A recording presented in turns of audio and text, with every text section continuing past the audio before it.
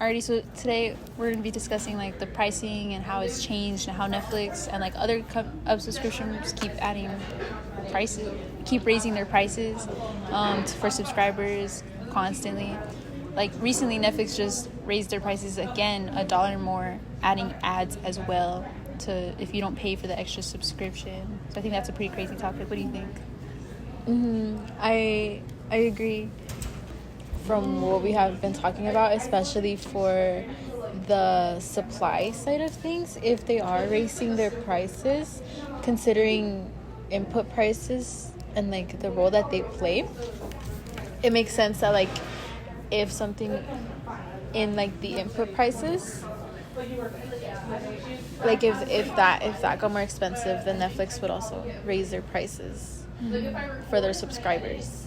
And it does make sense a lot with Netflix mainly raising their prices more than like the average subscription, because of like they produce their own movies more frequently and like they produce their own shows and they provide a lot more, so they raise the prices to make up for that. Yeah, that's true. I was thinking more of like the licensing costs, right, and like more of like the print stuff, but that's true that they also produce a bunch of movies and stuff, and not a lot of other platforms. I guess Hulu they make their own shows as well, right? I think so, yeah. But they come up with new episodes of things. but it makes sense, Netflix, because they put out a bunch of stuff. And then we really have to think like exactly like how the prime example of them raising their prices consistently too is to cover the production costs. They're not just paying for licensed content anymore. They're going with original productions, and then they're talking more about the fact that they provide a lot more than average content, releasing things daily. And then making their own productions, they need to have their own licensing, not just worry about others.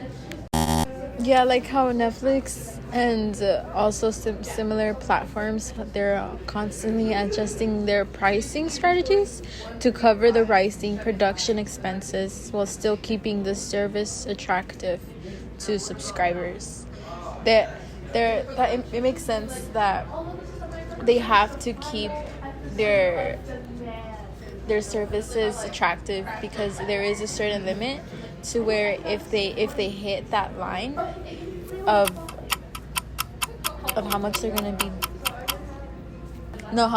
be charging their subscribers, people are gonna stop having those subscriptions, because if it's too much, it's too much. Especially if they're not producing like good content and the supply isn't what the people want. Yeah, it's like they have to keep it attractive. Okay, I think we covered all of the things we wanted to talk about. Thank you for tuning in to our podcast. I am Paola. And I am Kim, and we're going to see you in the next episode.